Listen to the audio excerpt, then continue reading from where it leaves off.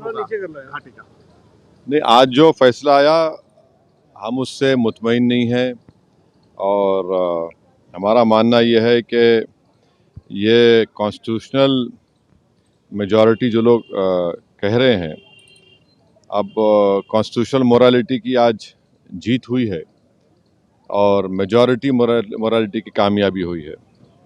इसमें कोई दो राय नहीं है कि कश्मीर हमेशा से भारत का एक अटूट हिस्सा रहा है। बट अटूट हिस्सा जब हम कहते हैं तो उसका जो रिलेशनशिप है यूनियन से, उसको तो आप डिनाई नहीं कर सकेंगे। और ये जो कॉन्स्टिट्यूशनल रिलेशनशिप कश्मीर से यूनियन का रहा है वो परमानेंट हुआ है जो कॉन्स्टिट्यूंट असेंबली डिसॉल्व हुई है कश्मीर की। और दूसरी बात ये है कि किसी एक सेमिनार में चीफ जस्टिस ऑफ इंडिया ने कहा है, मैं अंग्रेजी में पढ़ देता हूँ, कि public deliberation will always be a threat to those who achieve power in absence. अब क्वेश्चन ये है कि जब आप एब्रोगेट कर रहे हैं स्पेशल स्टेटस, पूरे स्टेट को कर्फ्यू में लगाकर 356 लगा दिया आपने, इलेक्टेड असेंबली नहीं है, तो फिर कश्मीर में डिलिबरेट किसने किया बताइए हमको, किसने क्या डिलिबरेट किया? और बोम्बई में फेडरलिज्म को कहा गया कि बेसिक स्ट्रक्चर का हिस्सा है। फेडरलिज्म के माने ये है कि स्टेट की एक आवाज़ है, उसका एरिया ऑफ कॉम्पिटेंस है, उसको कंप्लीट फ्रीडम ऑपरेट करने का। अब पार्लियामेंट कैसा बोलेगा असेंबली के लिए? और पार्लियामेंट और कैसे पार्लियामेंट एक रेजोल्यूशन पास करेगा जो असेंबली को पास करना था?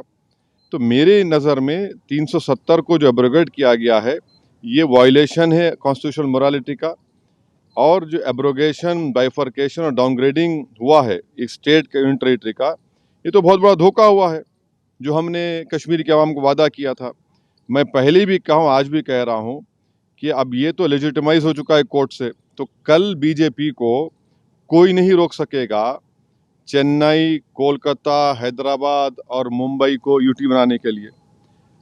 और इसका सबसे बड़ा नुकसान जो होगा, आप देख लेना फ्यूचर में, डोगरास को होगा और लद्दाख के बुद्धिस्ट को होगा। वहाँ पर डेमोग्राफिक चेंज होगा। अभी से आप देख रहे हैं कि जम्मू में जितने राइस मिलें थी वो डोगरा के लोग हाथ से निकल गई। और लद्दाख में आप देखेंगे बहुत बड़े पैमाने पर बुद्धिस्ट लोग नाराज होंगे और वहाँ पर डेमोग्राफिक चेंज होगा। सर दो सवाल हैं। आपने ये बात कही कि दूसरे शहरों में भी ये काम करेंगे ये लोग, किस शर्त पे और क्या सबूत और किस दावे के साथ आप कह रहे हैं? देखिए, आज आपने एक स्टेट को 3 यूटी बना दिए, वहाँ की असेंबली भी नहीं है, वहाँ 356 है, पार्लियामेंट उनके लिए बोल रहा है, असेंबली नहीं बोल रही है। आपने यूटी बना दिया उन लोगों को 3 को। अब आज का जो ऑर्डर आया है सुप्रीम कोर्ट ने, सीजीआई और सुप्रीम कोर्ट ने कहा है कि एट द अर्लीस्ट आप रेस्टोर करिए। अर्लीस्ट का मतलब क्या है?